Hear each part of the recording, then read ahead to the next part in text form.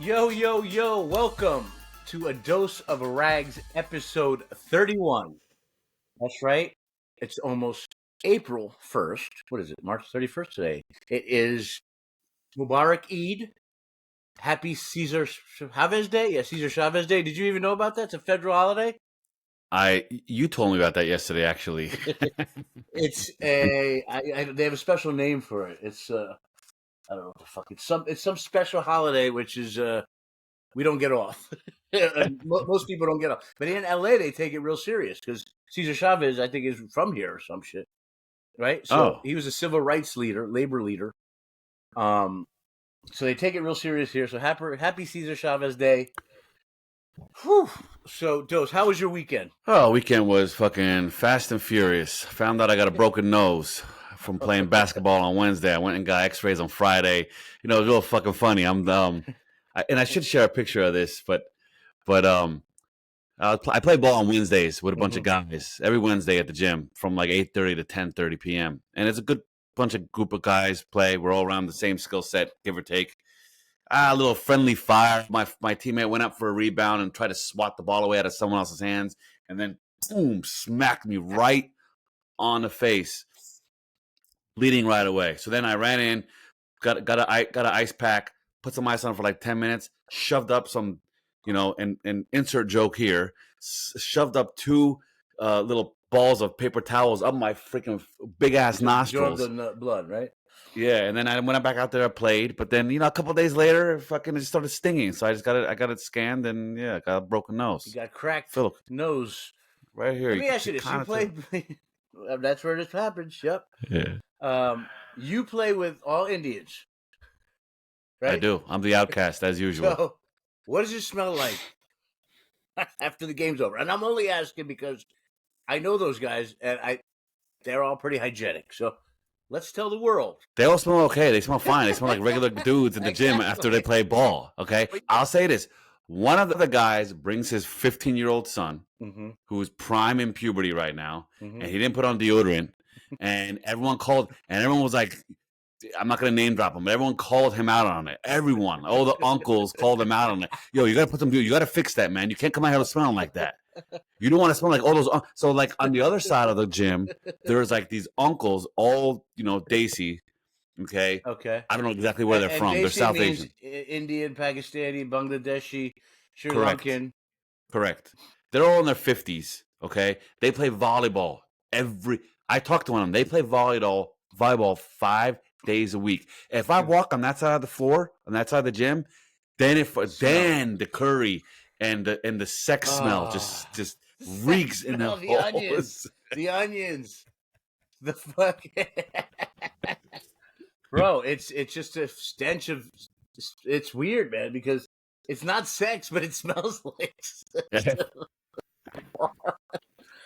Bro, it's like a perfect experiment.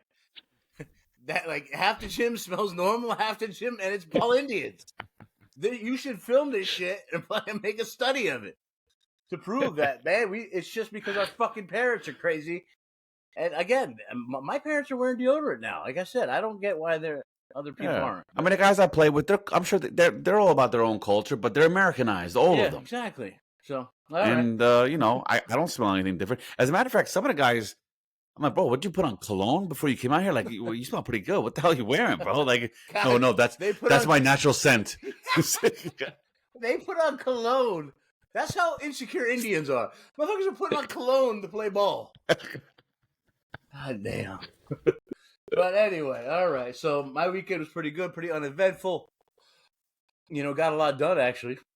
Good weekend. There you go. I'll tell you what, though. I went to get, so they have sushi hand rolls here, like bars that sushi bars where you can get hand rolls and just hand rolls here, right? Very common over here. And one of my favorites is called Kazunori. And I had a Larry David moment so you have to wait in line. It's usually busy, so you have to wait in line there, and they seat you. They they clean up the table a little bit, and it's revolving, right? It's like people are going in, people are going out, but you have to stay in line and wait. So the line is about 40 minutes, right, to get it. So I'm waiting, and there's a guy behind me, and he goes, "Hey, man," He goes, yeah, you got, because I'm talking to my boy. I'm like, bro, I don't know if I want to fucking wait. Why don't we just go down the street, grab sushi? Maybe we can go to sushi over there. And the guy over here, he goes, hey, man, why don't you know what? I know the perfect sushi place for you, man. It's right down the street, 7 minutes away on Washington Street. Oh, it's great sushi. Look it up, Motsusutu, whatever the fuck the name is. And he's like, oh, it's amazing. And I guarantee they don't have a wait right now.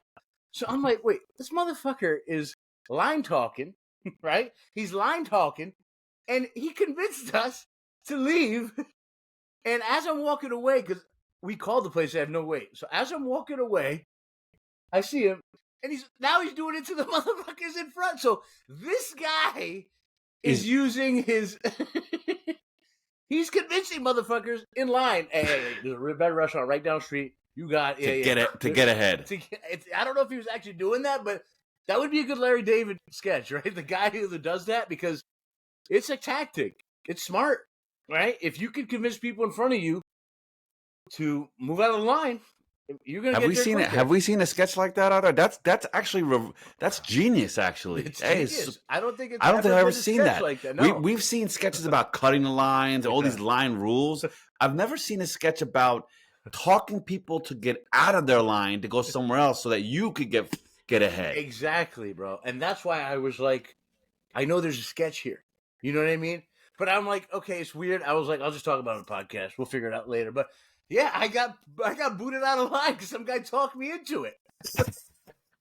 That was a Larry David moment. That totally was, bro. As I'm walking away, I go, wait, did we just get shafted? And I'm looking back at him, and I see him talking to people in front of me.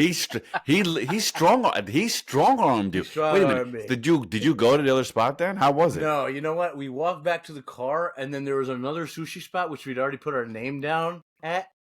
You're like, fuck it, let's go here. And I was like, let's just wait another 20 minutes. I don't want to fucking go all the way over there. So, but yeah, you know, in the end of the day, we ended up having a nice meal. Talking some business, just catching up, bro. My boy, unfortunately, I'll tell you this, tried to bring pot to England, okay? He tried to bring 5 pounds of weed to England, and he got a call. So I didn't see him for mad long, and he had to go to jail in England. For 5 pounds. He ended up, okay, they sentenced to a year. But I got out after 3 months. But, dude, he told me all about the jails over there, bro. Cable TV in your cell, okay? In England. Everyone's got cable TV in their cell, okay? They give you a fucking vape when you walk into the jail. I go, not a weed, obviously like a cigarette vape. Dude, he said it was not bad. He said all the Indians and Pakistani dudes, he said it's filled with them in England because he went from Manchester to... I forgot the name. But yeah, but he said they were mad cool to him. Like that's how he survived, dude. He told me we need to bring him on for an episode. I want to hear this story. I already talked about that. He's willing to do it because he's writing a book about it.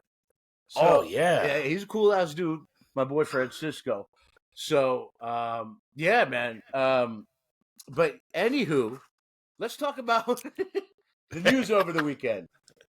In the last 48 hours, let's go over the news, Dos. Last 48 hours, Marcos tumbled again today. Elon Musk wore a cheese head and bought $2 million votes in Wisconsin. He's buying votes in Wisconsin. Trump threatened Greenland and Iran. Trump also floated doing a third term and hoping he might be able to run against Barack Obama. 25% tariffs start on cars on Thursday. Trump said he was very angry with Putin because Putin said he was asking Trump to put in a temporary new government into Ukraine, which made Trump very angry. Wednesday, we have Liberation Day, which means we have tariffs going out on pharmaceuticals, all types of shit. It's just hopefully threats. We've also got Kid Rock. He's at the White House. They're going to fix scalping, apparently. We have Trump has time to chop down a 200-year-old tree, maple tree, in the White House on the East Lawn or some shit like that because it's dying. And this is a tree that was supposed to be planted by Thomas Jefferson. But let me ask you this. All this news and all the media complaining about it, where the fuck are the Dems? Where the hell are the Dems? Okay, I see Bernie Sanders and AOC once in a while. But where the fuck are the rest of these people? If you're not happy with what the hell he's doing, say something. Well, as they say, nothing to see here. Please disperse. Nothing to see here, please. You know, how messed up the news is. You know what the funniest news of the weekend was? Kanye West in like a Black Klansman outfit being interviewed by academics, whatever fucking name.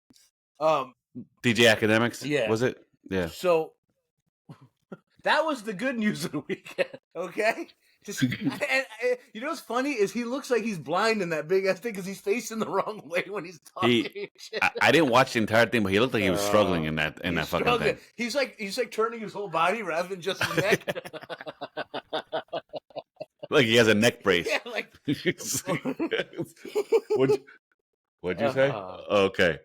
All right. Would you vote for third term president? It's impossible, by the way. For Christ's sakes. If they're going to do something like that, I would want 2 third-term presidents running at the same time. That's what he said. I'm going to run against Obama. He's like, I'd like that. He's such a weirdo. That'd be very entertaining television. I'd be honest. That might be better than any match we've ever seen in the history of our lives, bitch. That might be pure entertaining right there. But I just went over the news really quickly because that's how crazy it is. 48 hours. We had like 20 stories. Rags, I got to give you some credit. That was an impressive quick minute rundown of all the news cycles that's going on right now. Okay? Very, very impressive. I don't give a damn if you read it from a piece of paper and you wrote it down. I don't care what it was. It was still very impressive. Bro, that's how fast you got to go through it so it don't fuck with your head. You know what I'm saying? You got a bunch of Generation Zers that'll line up for news. Let's talk about something good, man. Major League Baseball. We're back. Opening Give it to me. day last week. Now, am I right or not, Dose? Opening day in baseball is the most useless opening day in any sport. Because literally it's 162 games. By the end of the year, some of these lineups are completely different. I mean, it's like, okay, it's baseball. Like football when it's week 1, bitch. Rawr, right? So much hype. People are celebrating. Even hockey, I don't know. Baseball, it's like opening day. We're going to take a day off after. But... So, how your Mets doing? Well, they were up when I looked a moment ago. But the biggest news in baseball, by the way, I'm not sure if you heard in the first week, is these new bat designs by the Yankees. By the way, to be fair, some other ball players have that same bat design scattered in the league. They do. All right. Thicker on the bottom, so when you get jammed, you can get a hit. Right? They call them torpedo bats. And that's what I call my cock. Okay.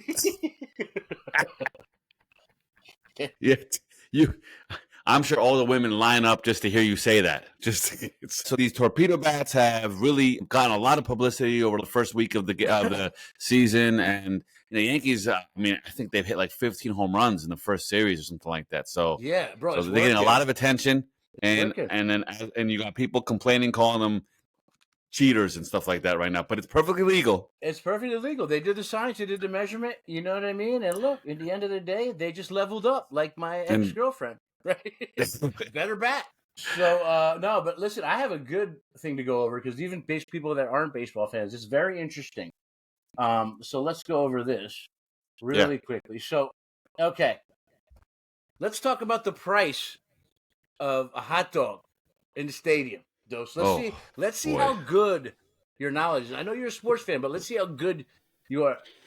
I have these great stats. Okay, so let's talk about beer. Okay, number 1. Now this varies per stadium. Yes, for sure, 100%. That's why I'm going to ask you. I'm going to see if you can figure out.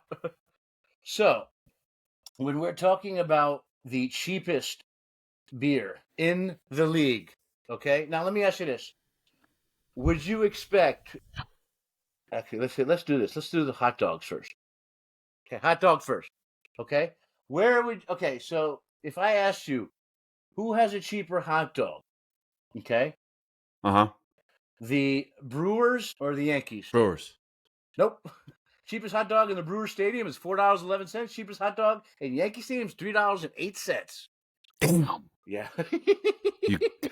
I should have known that was a trick question. Damn. I know. I was like, oh, he's going to know. Here's another question for you, bud. Okay? Who has... Now, I'm going to try to make this hard for you. Who has the most expensive beer in the stadium? Okay? And this is to be harder, so I'm not going to just give you one or the other. Who has the most expensive beer in Major League Stadium? I'm going to give you 3 teams. Okay. Let's go to San Francisco Giants. Okay. Let's go to Baltimore Orioles, Washington Nationals. Most expensive beer in the stadium. Now we have the Giants, the Orioles, and the Nationals. Baltimore, San Francisco, and Washington. I'm going to go Giants. Giants, most expensive beer, $9.25. Orioles, most expensive beer, $11.29. And our winner, most expensive beer, Washington Nationals, $15.40 freaking cents. Oh my God, bro. Thank God, that man, because that's a good thing. Is these politician pieces of shit? I hope they gotta go to these games and pay $15 a beer. Fucking asshole. But okay, hold on. You said most expensive beer on the menu. That means they have other beer. It's most expensive beer. So, okay, let's go for the cheapest beers in the league. Okay, $3.08 with the Rockies. Toronto Blue Jays $4.56. CeeLo, Los Angeles Dodgers $4.62. Number 3. Wow, that's pretty good. The Dodgers. And number 4, Diamondbacks, Twins, Braves tied at $5.13. And number 5, the Cleveland Guardians, the Seattle Mariners, Kansas City Royals, Tampa Bay Rays, the Marlins, and the San Diego Padres at $5.14. Now, the most expensive hot dog in the league is $7.96 in San Diego. So, yeah, and the Mets, by the way, number 3, most expensive hot dog, $7.19. Damn. Uncle Steve. Jeez. So, yeah, listen, though, I didn't realize you can get a hot dog for $3. I was just excited for that, bro. That's not bad at all, man. 3 and 4? I never seen that. I feel like I need to look at the history there because I wonder if that price came down over the last several years. Because they got out of control for a while at ballparks. MLB is not doing that good. They're really trying to get people to come to the ballparks to watch the games. I wonder if they lowered those prices over the last couple of years. Bro, you kind of have to, right? It's like some of these places to see. It's half the stadium is full, right? So yeah, you got to make up for it. All right, so that was fun. I sent you an article about Gen X women are having the most and best sex out of all the generations. They're having more sex than their boomer parents. They're having more sex than their millennial and Gen Z kids, which is wow. I mean, I'll tell you something, though. It's pretty obvious that, I mean, for Indians, like, I could tell, like, I hope I'm having more sex than my parents, right? But I assumed it was boomers when they were in the same age, not boomers now. Well, I think maybe, who knows? But I think the thing is now the big thing is Gen X women, number one. And number one, the reason Gen X women are having so much goddamn sex is because a lot of them sleep when they're students. Right? So, where are they going? They listen, it makes sense. They're in their sexual primes, right?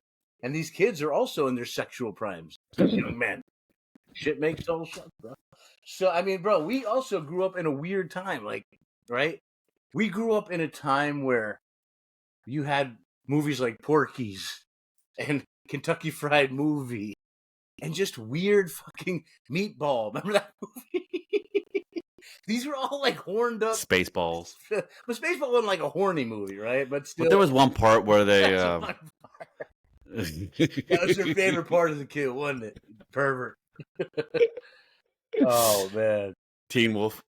Yeah, Teen Wolf. So, all right, let's also clarify that Gen X is 1965 through 1980. So I'm on the end. You're on the end. We're the younger. Yeah, but remember, it's the women. It ain't the men. You notice they ain't saying shit about the men. I get it. Yeah, I get it. Because they fucking the students. They ain't banging us, dude. No. They say these women are having more fulfilling sex. They've embraced their bodies better than Gen Z because Gen Z are like comparing themselves on social media and their images all effed up.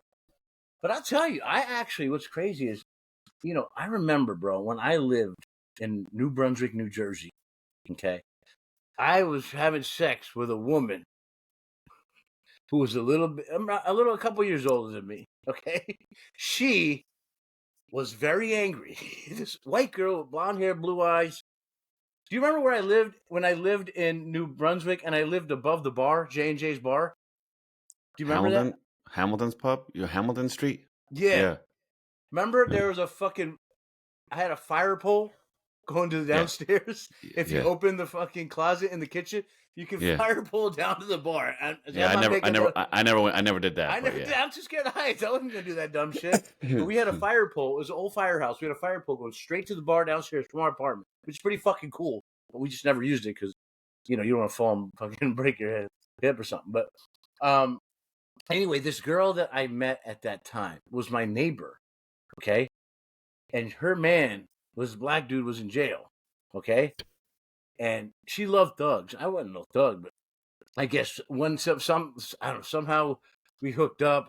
And I remember, bro, it was like the angriest sex. Like she would be angry the whole time. She'd be like, "Don't fucking stop! Don't stop, you piece of shit!" Like she would yell at me during intercourse.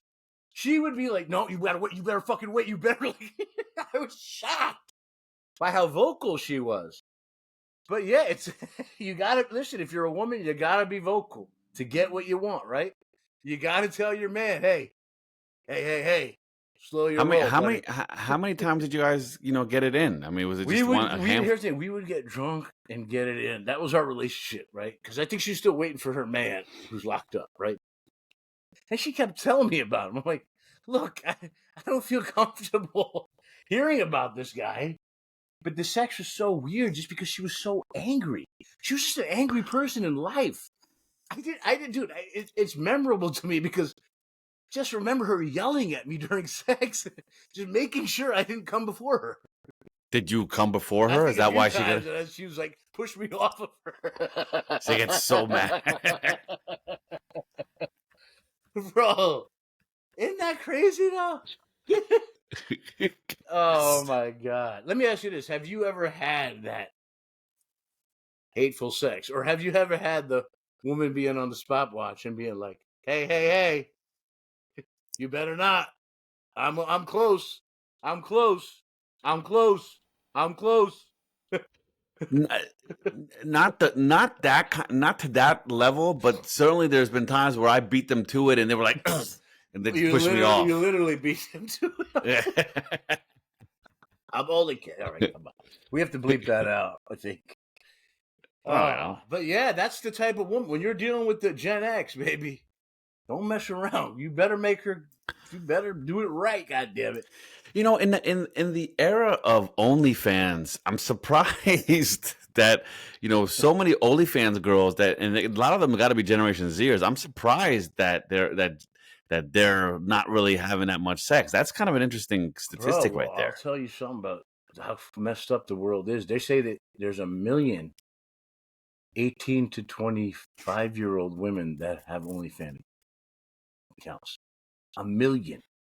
Those are Generation Zers. That's my point. But that's 10% of their generation has OnlyFans accounts. That's what they say. That's high. Is it not? Extremely high number. That's what I'm saying. But that's what I'm agreeing. So how is it possible? How is this statistically possible then? That what? That means Generation Xers are really getting it. They are really some horny ass generation. The guys, the young men aren't having sex. The young men are different now. The young men are not what they used to. The men are all gamers, bro. And they're stuck on like gaming and anime and like shit that they're addicted to the fucking, I don't know, whatever it is, content, AI. I don't know. What are they doing?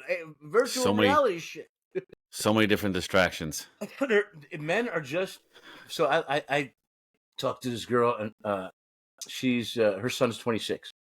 She's like, it's weird. He doesn't date. I'm like, what do you mean he doesn't date? I don't know. He just hangs out with his friends, his dinner. He's mostly a gamer. I'm like, and she's like, he's never really had a girlfriend. I'm like, huh. What are these kids doing?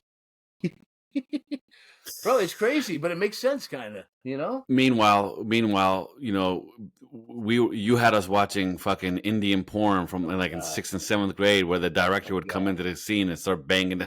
Bro, let me tell you. By the way, I was the porn king when I was a kid, which is a bad title, but I had Indian porn, I had white porn, I had black porn, I had Spanish porn. I had it all, baby, because guess what? My uncle owned a bodega in Astoria, Queens. I'm ashamed to say this, but he owned a bodega, and I used to fucking take a couple fucking videos here and there. I probably took like 4 or 5 videos. I mean, bro, I was a horny kid, bro. Listen, imagine going to your uncle's bodega and all you see are like these covers of. You remember the covers back in the day were all explicit, and it's got me so horned up. I'm like, I gotta see one. So I don't never forget. I took this one video. It was called Colossal Combos. Do you remember Colossal Combos? I don't remember any of the names. Long, and it was I just remember scene some after scene after scene. I mean, the Indian. Oh, okay. You remember that, dude? The Indian porn was real weird, bro. Because it was called Duck Cut by Duck Cut or some shit, and the girl was banging a dude, and then out of nowhere, the director's like, "Hey, buddy!" Like a director came in and tried to bang the chick, which is such a perverted Indian move in the middle of the movie. It was so grimy. He's filming and he gets horny right in the middle of it. Bro, it was so bad. Oh my god, bro. We were such perverts, bitch. God damn. I feel so guilty because I showed my brothers porn magazine when they were in like 5, 6 years old, man. That's really It was good for them.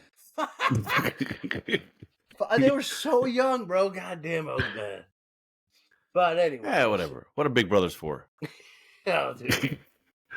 Whew. But yeah, anyway, I was a bad kid, man. And again, I know a couple of my cousins out there know what I'm talking about when it comes to, you know, my Uncle Spot. You know what I mean? Like, it was, bro, there was just porn everywhere. Bro, it was a porn everywhere, bro. Like, it was hard not to get a hard on in the store. Bro, it was so fucking vivid, bitch. Literally. Oh, God. You really came home with all these freaking video VHS tapes of porn. Just fucking porn, bro. Well, since we're talking about, OnlyFans, what's the next thing after Tinder? Show the video. Right. Show the video. This video has gone viral this week. I personally had saw it before Rag shared it with me. And let's just say that there's a little bit of in-family crime going on right here. Right? Finding my dad on Tinder. Hell no. No, the fuck he didn't. No, the fuck. No, the fuck he did not. No. Just ruin our family. It's just a funny. What are you talking about? I don't know what you're talking about. Just ruin our I don't know what you're talking about. Second time. Are you serious? Hell no. Yo, this is so brutal. Listen, first of all, if I found my dad on Tinder when I was a kid, I don't know. I mean, I would have taken I would have done the same thing. I would have taken my mom's side, right? What are you supposed to do here? Our dads were hard on us, so we were already going to take. We were waiting for any little thing to happen to take our mom's side anyway. You know what I'm saying? That is true. That is true. That is true. I don't know, man. Like, okay, this girl is old enough to date the daughter, right? Yeah. She's on Tinder. She's old. You can tell she's like 20s, right? I think. Right. She's grown. She's an adult. She's an adult, right? Mm-hmm. That's number one. Yeah, she's not a kid, so that's a good point. So her thought process is different than ours when you're 12 years old or something like that. Right. As a young adult, I'd like to think I'd pull my dad aside and talk to him privately first. I don't know. Yeah, exactly. I don't know. You'd give him a benefit of the doubt and say, "Hey, man, like that is my mom, dog." Like what the hell are you doing, Dad? No, but I would tell you. You trying to get laid by 20-year-olds? I'll tell you what I would do, bitch. I'd go wild, bitch. You know what I would do?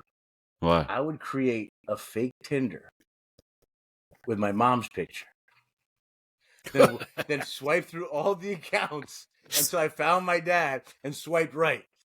And then that motherfucker would see it and I would bug him out, right? Because I'm playing mental games with this motherfucker first, okay? I'm going to play some games, genius. Right? Genius.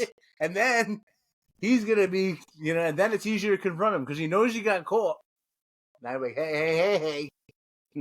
Would you have thought of that as a 20-year-old, though? Nah, I mean... In your advanced age, right now, No, but You're as sharp and witty. honest, as a 20-year-old, I probably would have. What I would have done is set up an account as like with a hot chick's photo, and then swipe right on him, and then talk to him as a hot chick, and see what his motives are, right? So when you pretend you're a hot chick and your dad matches, you're like, "What are you up to? Oh, where do you live? Like, oh, you single? You're pretty old to be single. Like, you never married." And see how he react. Oh, you have any kids? See how the man reacts, and then prosecute based on my evidence. It's just that's a hell of a plan right there. It's just look at this. Look how this is the before. Look how happy they are right here. And I mean, I'm not saying they're all talking about should he have done it or not. It's not about should she have told or confronted or not confronted. It's how you do it, and you just took the bomb and exploded. Wait. Let me explain something to you, bro. Okay, number one, looking at that picture, look how happy. I don't see that. I see he's miserable, and she's laying on him, and he's ready to go out on a Tinder date in 3 hours. You see that prospect? Well, she's leaning on him. She's like, I'm cuddling with him. He's got his shoulders crossed. He's got the tightest, straightest posture I've ever seen. He's like, bitch, I got a Tinder date in 4 hours. Bitch, don't get your smell on me. You know? Hell no.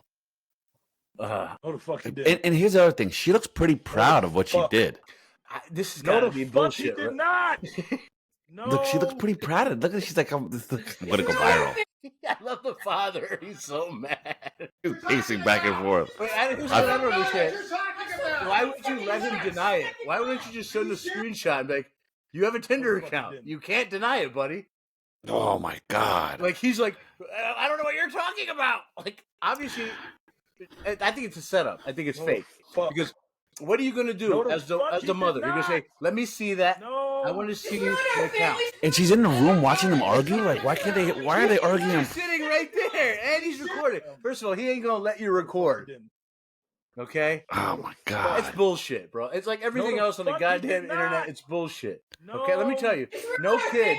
I don't care if you're 18. All right, pause this shit. I don't care if you're 18. I don't care if you're 25. No, there's always something new from this. Hold on. Wait, I want to see. Look, what is it? Seeking. What does it say?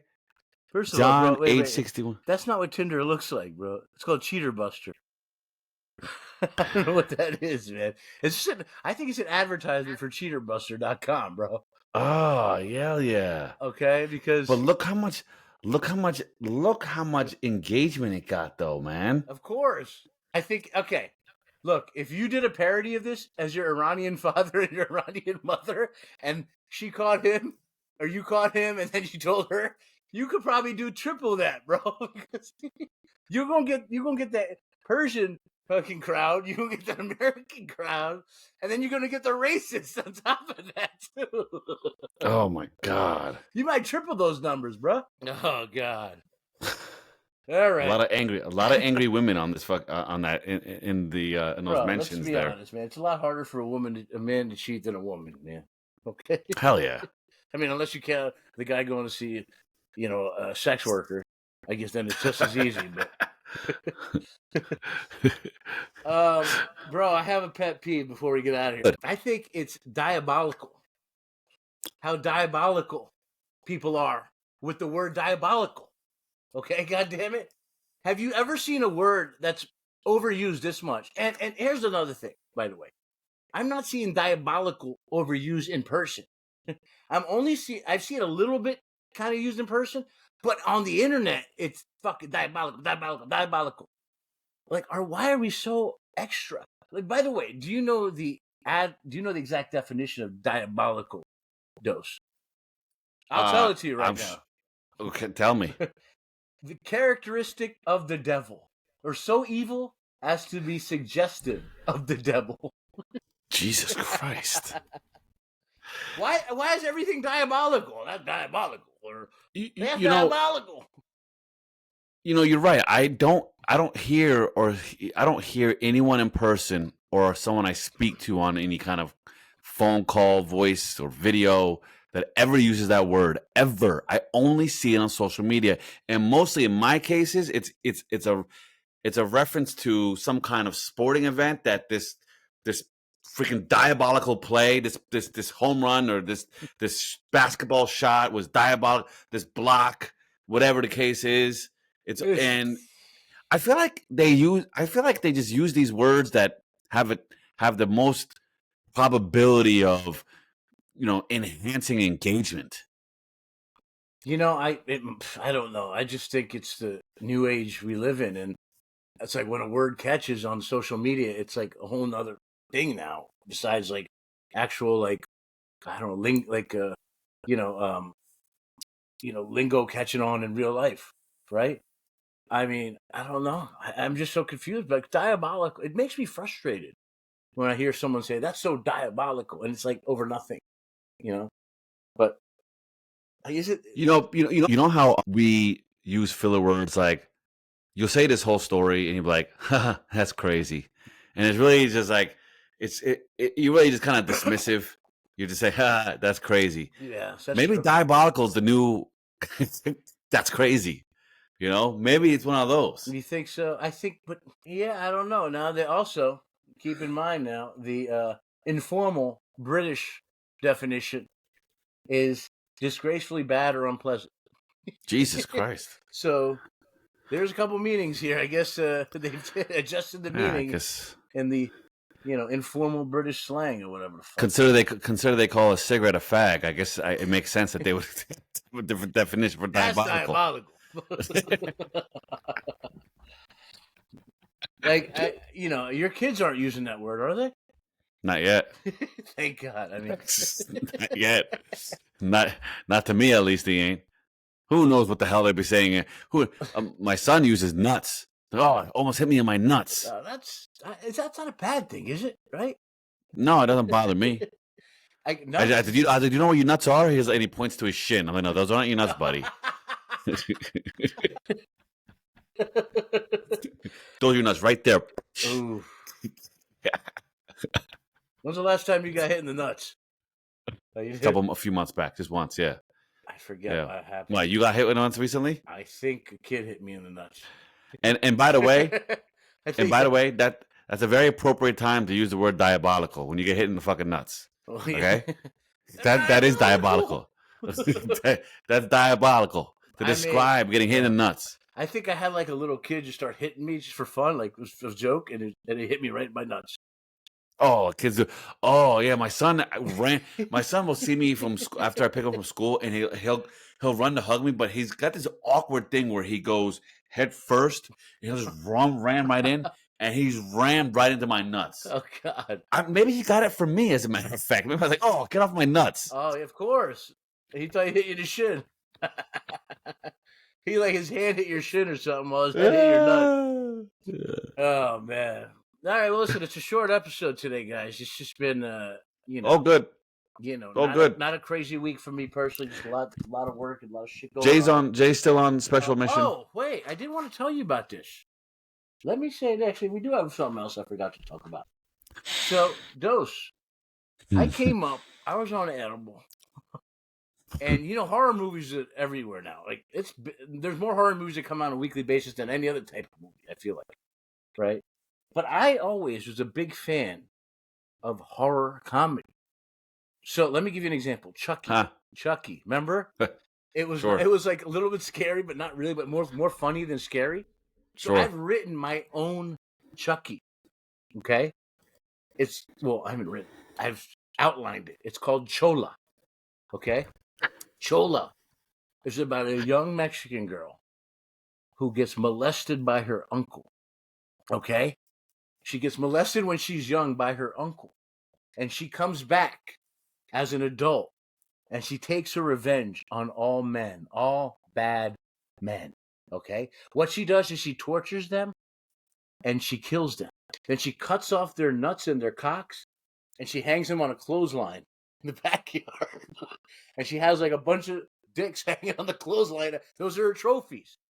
And also, it's horror, but so she's got a little sidekick, little Vato, he's a midget. Vato. He's a little midget cholo. Okay? And he's also been like shit on in life. She's been shit on in life. So they go around getting their revenge on people. Like the first scene of the movie, you see like a bunch of like thugs on on the block. You know what I'm saying? They're like they're selling drugs, and like some kid comes by and they like fucking torment him or something, and they beat the shit out with something. And Chola and little Vato are watching from the bushes, and she goes over and she stalks one of them going home, and she handles business. You feel me? And guess what? His dick ends up on a clothesline. Oh my god! Do you know what that sounds like? So literally, it's like imagine it's a funny scene. A bunch of clothesline with a bunch of dicks hanging from it. But Rex, that to me that sounds very diabolical. Yes, but it's a fucking comedy horror. You would watch that. What is so funny about that? Because that looks painful. It's funny because first of all, okay, she's not going to show them cut. Maybe it's just the first cock. She'll show them cut. But the point is she is getting revenge on men, and it's funny because she tortures them in the process, and they're thugs, and little Vato's a freaking little person, okay? Who fucking used to get beat up by, like, it also talks about, like, used to get beat up by these same type of guys, right? And they're taking their revenge, and they're doing funny shit. If you saw Chola and little Vato walking down the street, you might just laugh right there, okay? And you remember, like, Chucky was funny? Chucky was funny because he was a fucking little doll that wanted to kill him. That's kind of like little Vato, but he's got Chola. Chola ain't playing games. But Chola also, remember, she'll come in the group like, "What's up, ese?" And like she'll come smoke with you, and she'll fucking think she'll fool them, right? And then she'll get them. You know what I mean? But what's the name of this flick? Chola. Is it called Chola? Chola, yeah. You don't Chola. like my idea, asshole? Wait a minute, this is your idea? I thought you told me this was actual fucking flick. Oh, this is my idea. Oh, god damn, bro. You had me going, man. You had me going, bro. I told you it's my movie that I came up with. I didn't write it, but I outlined it. You really had me going, man. Bro, you actually think about it. That's how good the idea is. You thought it was real. I completely forgot that, and it was oblivious to the very first part where you said, "I have an idea for a movie." Chola, bro, it's funny because she be low riding in the hood. She be waiting on brothers to do drive-bys, and then she be trapping motherfuckers like in the club. You know, we may have to copyright this episode, Rags. You know, it's not. We want to make this public. You know what I mean? Bro, I would watch that comedy horror. All right. You know what I'm saying? Like you know what I mean? Like she waiting behind the street taco truck. You know what I'm saying? She ain't playing. Chola ain't playing, bro. You know what I'm saying? We call it Diabolical Chola. But yeah, little Vato, bro. He's star of the show. Little Vato always fucking he's always doing the hard little jobs, bitch. You know, gotta get done, bitch. You know what I mean? Like she's tying them up. Little Vato's guys, like he's covering their eyes and shit. He's blindfolded them. I mean, you're laughing. Vato. All right. Jay, by the way, still in India. Special assignment. He told us it took him about 30 minutes to cross the road because there's so many cars going by that he had to like huddle behind people and figure out a strategy. And he's supposed to send us a video, but he has not sent the video yet. But that video, hopefully, he will have for us in future episodes. Well, he's supposed to do a lot of things while he's out there. I know I'm supposed to do my story about ODA. We're gonna hold that. We're gonna do that next week. Okay, but I love y'all. Hey, thank you for listening. Thank you for watching our 10 listeners. And remember, Jay loves you too. I'm gonna say this is my statement every time I end the episode. Now I'm gonna say, be a better friend to yourself. A dose of rags, guys. ADOUSRAAGZ. There we go. Catch us. Love you guys. Take care. Peace.